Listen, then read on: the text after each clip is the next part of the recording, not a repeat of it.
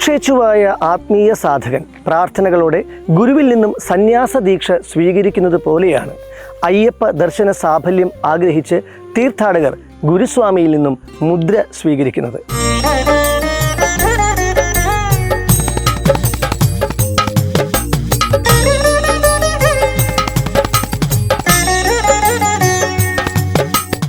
ഭക്തിയോഗം, കർമ്മയോഗം, അഷ്ടാംഗയോഗം, ജ്ഞാനയോഗം തുടങ്ങിയവയൊക്കെ മോക്ഷമെന്ന ആത്യന്തിക ലക്ഷ്യപ്രാപ്തിക്കുള്ള മാർഗങ്ങളാണ്.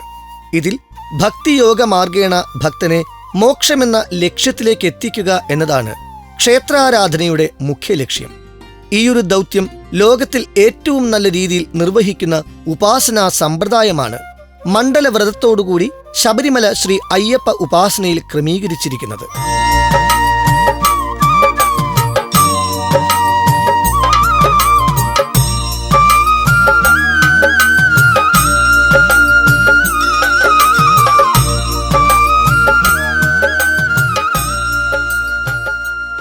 ആത്മജ്ഞാനിയായ സദ്ഗുരു സ്വശിഷ്യന് ഈശ്വരചിന്തയും ത്യാഗപൂർണ്ണ ജീവിതവും അനുശാസിക്കുന്നത് പോലെ ഗുരുസ്വാമി മുദ്ര ധരിച്ച ഭക്തന് ബ്രഹ്മചര്യ വ്രതവും ലളിത ജീവിതവും നാമജപാദികളും വിധിക്കുന്നു.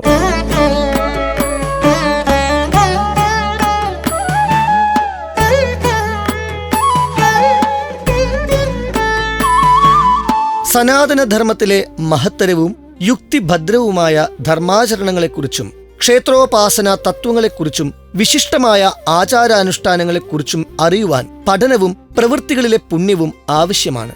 വ്രതനിഷ്ഠകളോടുകൂടിയ ശബരിമല തീർത്ഥാടന കാലം സനാതന മൂല്യങ്ങളെ അടുത്തറിയുവാൻ സാധകർക്ക് വഴി തുറക്കുന്നു.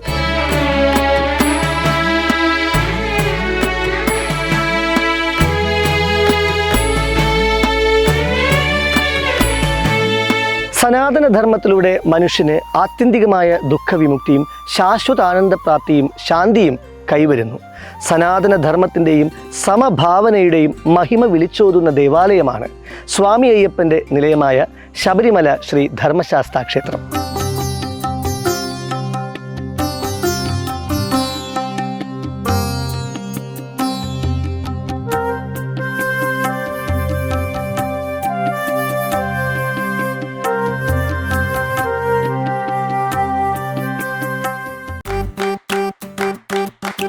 Presented by Chaikari, Kazhakoottam, near Infosys, Thiruvananthapuram. Chai, chai, chai, chai, chai, chai, chai,